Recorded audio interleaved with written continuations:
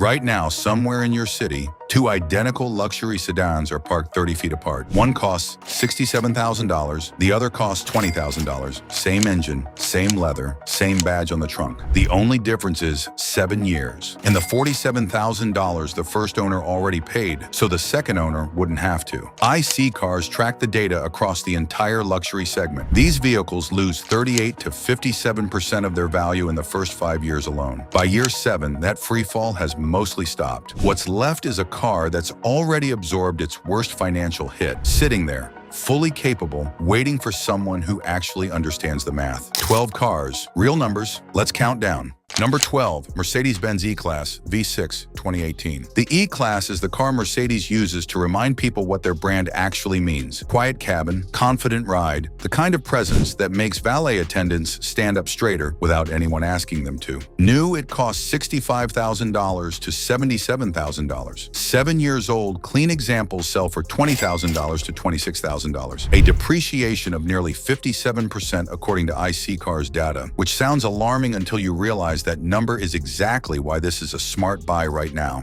for patient buyers. The engine to target is the 3.0-liter V6 in the E400. It's one of Mercedes' most dependable modern powertrains, documented well past 200,000 miles with normal maintenance and nothing dramatic in between. The Airmatic air suspension delivers ride quality nothing else at this price touches, and yes, it eventually needs $1,500 to $2,500 per corner when it fails. That's the honest trade-off. German luxury rides better and costs more when something breaks. And the E-Class never pretends otherwise once the warranty ends. Avoid the 4-cylinder E300 if you can. The V6 carries a stronger reliability reputation across ownership forums and resale listings alike. Get full service records before you sign anything. The 7G-tronic transmission wants fresh fluid every 40,000 miles, and previous owners skipping that step predicts most future trouble more reliably than mileage alone ever could on its own. One Miami buyer summarized it simply: I paid $22,000 for a car that drove like new. My neighbor paid $71,000 for the same feeling 3 years ago. He's already lost more money than I spent total,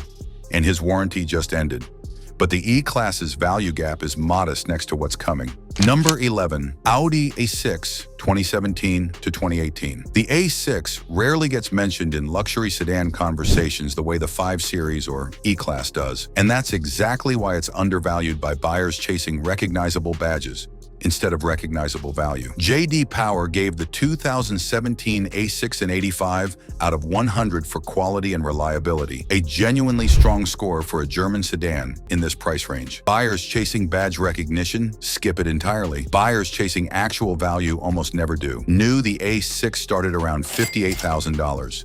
7 years later, clean examples with the 3.0-liter supercharged or turbocharged V6 trade for $16,000 to $22,000. The Quattro all-wheel drive system remains one of the most respected setups in the entire segment, with documented owners crossing 200,000 miles through normal maintenance discipline rather than relying on miracle stories from forums. Here's the honest part. Audi's air suspension and MMI infotainment electronics are the known weak points as these cars age past the warranty window. Air suspension failure runs $1,800 to $2,800 per corner. Budget for it because German engineering doesn't ask permission before it breaks. It just sends a bill eventually. RepairPal lists Audi at $987 annually in average repairs.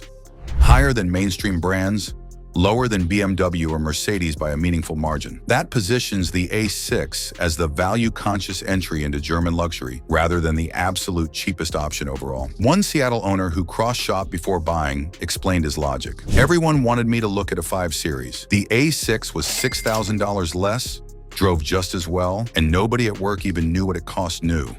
That's the whole point of buying smart, but Audi's quiet value can't match what Lexus built without anyone needing to budget for failure at all. Number 10, Lexus ES 350 2018. If the entire goal of buying a 7-year-old luxury car is enjoying the experience without inheriting someone else's problems, the ES 350 is close to the platonic ideal of that goal in the entire used market today. C-Cars gives it an 8.4 out of 10 overall quality rating and ranks it second out of 20 best luxury midsize cars available. RepairPal documents average annual repair costs around $468, genuinely lower than most mainstream sedans. let alone luxury ones in this exact price bracket. New, the ES 350 costs $45,876 to $56,904 depending on trim and options selected. 5-year depreciation sits at 42.1%, meaning a 7-year-old example typically lands between $19,000 to $24,000 depending on trim and mileage. The 2GR-FKS 3.5-liter V6 is shared architecture with other proven Toyota platforms. Documented owners routinely cross 250,000 miles with nothing beyond scheduled maintenance and basic care. There's no asterisk here. No, avoid this engine warning anywhere in the ownership data. No air suspension clock quietly ticking toward an expensive failure somewhere down the road. The cabin's materials age gracefully. The NVH isolation remains genuinely excellent at highway speeds, even after 7 years and meaningful accumulated mileage. One Phoenix buyer who'd previously owned a BMW described switching brands entirely. The BMW was more fun for the first 18 months. Then it wasn't fun anymore. It was a project. The ES has been boring in the best possible way. Boring bills, boring maintenance, boring reliability every single month. The ES 350 won't make anyone at a stoplight turn their head. It will also never turn your bank account upside down. But Lexus's boring brilliance gets even better with one specific SUV on this list. Number 9, Lexus RX 350 2018. The RX 350 holds the #1 spot for best resale value among luxury midsize SUVs, according to IC Car's 5-year retention analysis, retaining 67% of its value. A figure that sounds modest until you compare it against the segment average and realize most competitors lose substantially more over the same period. That value retention is actually good news for buyers willing to wait 2 extra years past the typical resale sweet spot most shoppers chase. A 7-year-old RX 350, originally priced around $45,000 to $52,000, now sells for $22,000 to $28,000 depending on trim and mileage. Genuine luxury SUV experience at a price point that competes directly with mainstream 3-row crossovers, offering far less refinement and comfort. IC Cars rates the RX 350's reliability at 8.4 out of 10. And the comparison data is specific. It outperforms the Porsche Cayenne on reliability, fuel efficiency, and resale value all at the same time. The 3.5-liter V6 is proven Toyota architecture through and through. The 8-speed transmission doesn't carry documented shudder complaints the way German competitors in this exact price range frequently do. One Denver family cross-shopped an RX 350 against a similarly aged X5 before deciding the BMW felt more special in the dealership that first afternoon. The Lexus has felt more special every single day since, because nothing has gone wrong and I haven't thought about it once. That's the entire value proposition condensed into one sentence. Luxury you stop thinking about, at a price that lets you actually enjoy owning it instead of insuring against it constantly. But there's an even larger Lexus on this list built for buyers who need real capability alongside the luxury. Number 8, Lexus GX 460 2018 to 2019. The GX 460 is luxury's best-kept secret in the body-on-frame SUV space, built on the same fundamentally over-engineered platform as the Land Cruiser, wearing a Lexus badge, and depreciating in a way that rewards patient buyers specifically. IC Cars ranks it #1 for best resale value among luxury 3-row SUVs, retaining 65.7% of value at 5 years. And that retention curve flattens considerably by year 7 for anyone willing to wait. New examples ran $52,000 to $58,000 depending on trim and options. 7-year-old GX 460s with reasonable mileage typically land between $28,000 to $35,000, a smaller discount than some entries on this list, which is precisely the signal that this vehicle holds up exceptionally well in the real world, rather than simply being undesirable to most shoppers. The 4.6-liter V8 isn't fuel efficient by modern standards, and that's the honest trade-off buyers accept going in. What they receive in exchange is a drivetrain documented to exceed 250,000 miles with routine service, genuine off-road capability that most owners never use but appreciate having, and a body-on-frame construction that simply doesn't develop the electronic gremlins that plague unibody luxury crossovers as they age. One Colorado owner who'd cycled through 2 German SUVs before buying a GX 460 explained the appeal directly.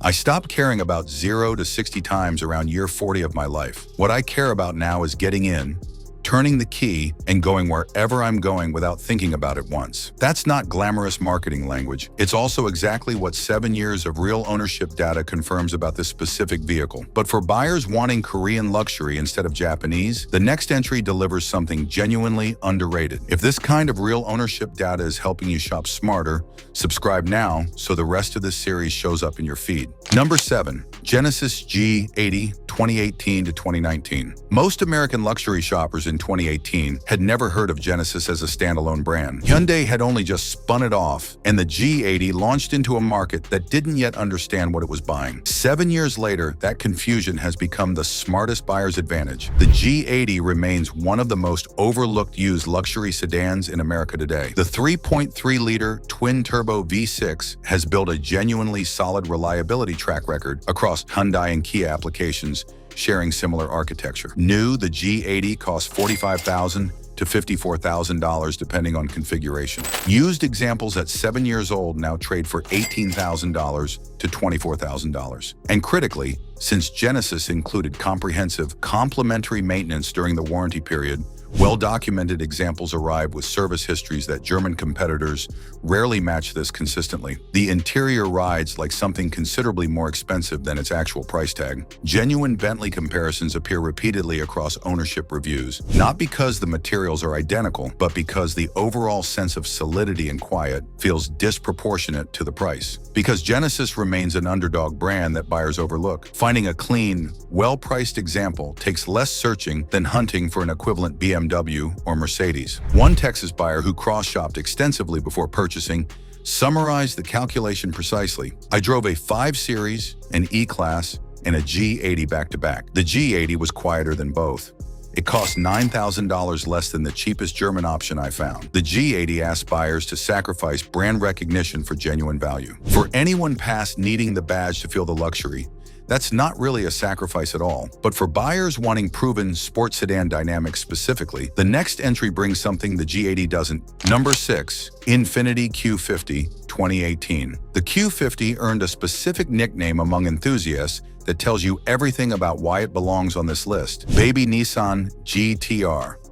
That comparison isn't marketing hyperbole. The VR3 0DDTT 3.0-liter twin-turbo V6 found in red sport trims shares meaningful engineering DNA with the Z sports car platform, delivering genuine performance most buyers don't expect from what looks like a conservative luxury sedan parked in the driveway. J.D. Power rated the 2018 Q50 at 79 over 100 for quality and reliability, a solid score that's held up well across 7 years of real-world ownership data. RepairPal documents average annual repair costs around $648, comfortably below the luxury midsize average, with IC cars projecting a 7.7 over 10 reliability score, and documented examples regularly crossing 200,000 miles without major drama. New, the Q50 ranged $36,000 to $52,000, depending on engine and trim selected. 7-year-old examples now sell for $14,000 to $21,000. And the honest caveat here matters. Prioritize the naturally aspirated 3.7-liter V6 in earlier trims or well-maintained red sport examples specifically, since early VR30 turbo units carry more documented cooling system concerns than the long-proven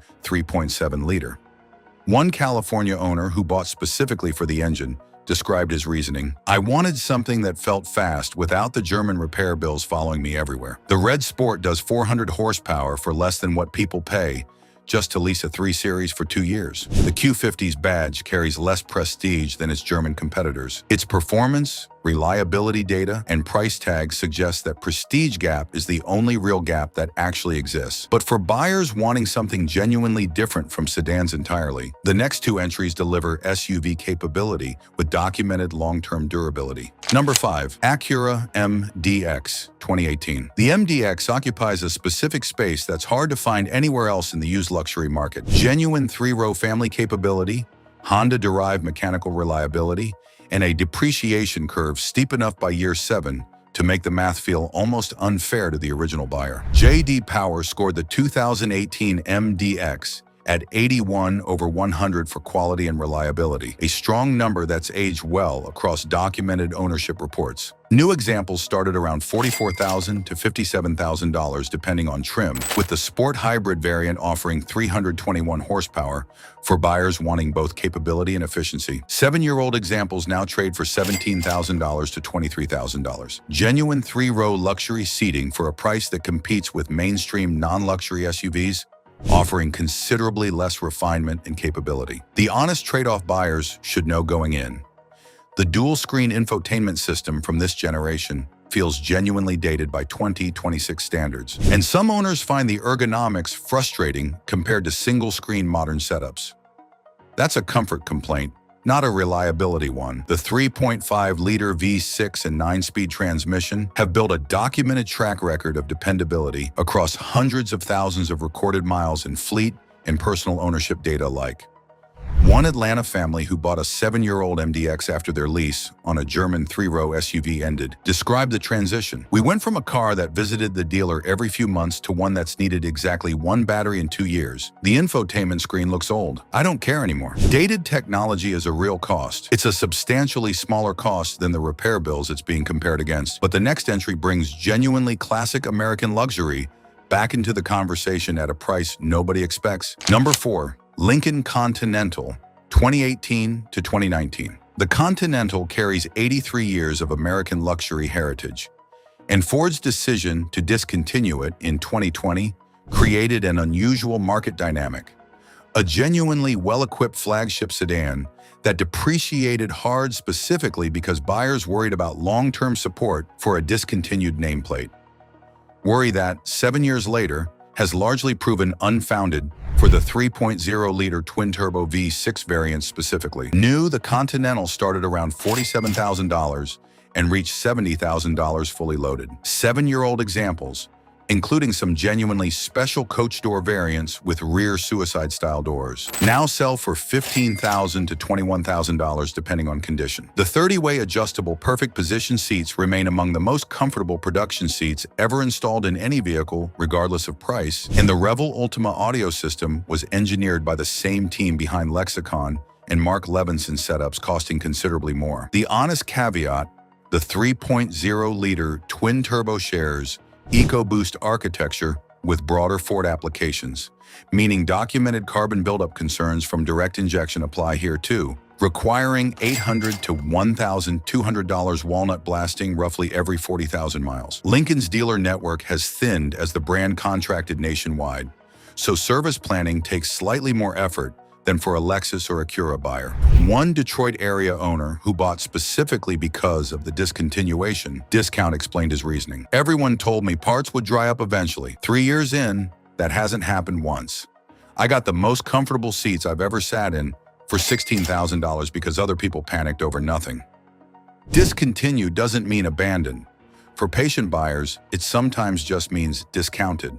But for buyers who specifically want the German badge experience, the next 2 entries prove it's possible without German-level repair anxiety. Number 3, Volvo XC90 2018. The XC90 doesn't get cross-shopped against German competitors nearly often enough, which is precisely the gap that creates value for buyers who do their homework first. Every XC90 from this generation comes standard with a 2.0-liter turbocharged and supercharged 4-cylinder, paired with genuinely excellent fuel economy for a 3-row luxury SUV and 85.7 cubic feet of cargo space behind the front seats. Figures that compete favorably against vehicles costing considerably more new. New, the XC90 started around $48,000 to $68,000 depending on trim and the T8 plug-in hybrid option selected. 7-year-old non-hybrid examples, the simpler, more proven configuration, now sell for $19,000 to $26,000. RepairPal lists Volvo's brand average annual repair cost at $769, comfortably below BMW, Mercedes, and Audi, positioning the XC90 as genuine German rival luxury without German rival repair anxiety following every visit. The honest trade-off buyers should understand going in. Volvo's dealer network is considerably smaller than Lexus or Acura's, meaning service planning requires more advanced thought, particularly outside major metropolitan areas. Avoid the T8 plug-in hybrid variant specifically if simplicity matters most to you.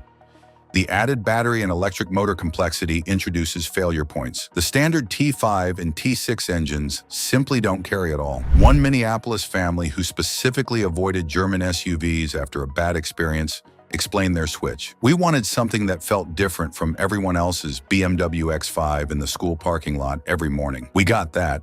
Plus, it's been the easiest car we've ever owned to maintain." The XC90 offers genuine luxury distinctiveness at a price 7 years of depreciation has made remarkably approachable. But the next entry proves German engineering specifically gets safer, not riskier, once you know which exact version to buy.